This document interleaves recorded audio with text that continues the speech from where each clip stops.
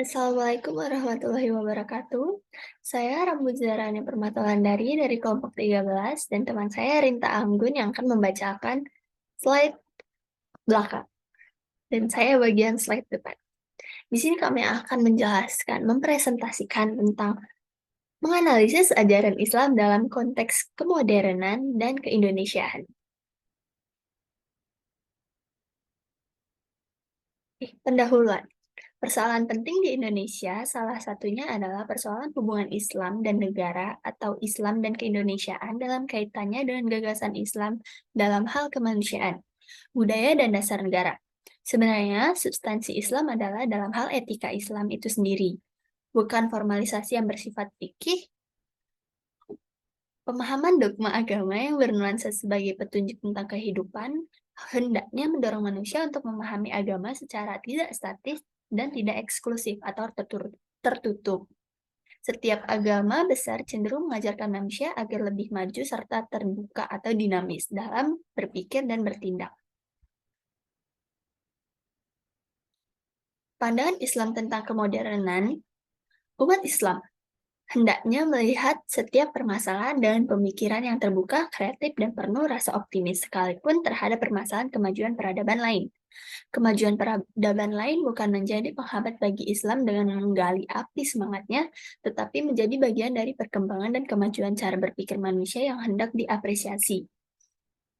Kemajuan peradaban Barat juga ikut memberi sumbangsi besar yang bermanfaat bagi manusia dan peradaban lain, termasuk umat Islam itu sendiri.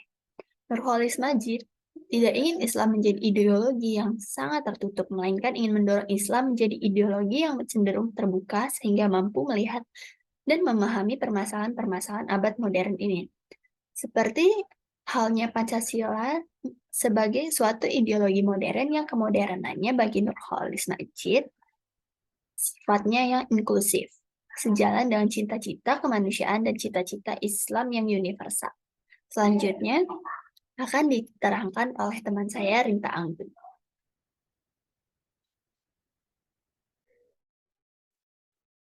Kompatibilitas atau penyesuaian diri Islam dengan dunia modern adalah modern para modernis Muslim seringkali dimengerti sebagai dorongan untuk menguasai pendidikan, teknologi, dan industri barat. Ide demokrasi dan pemerintahannya representatif. Oleh sebab itu, kebanyakan kaum modernis berusaha melakukan sintesis dan mencari kesalahan antara posisi mereka dan posisi Eropa. Sehingga yang menjadi isu sentral dari modernisme adalah mengupayakan agar keyakinan agama sesuai dengan pemikiran modern, sedangkan Nurholis Majid memandang modernisasi sebagai rasional.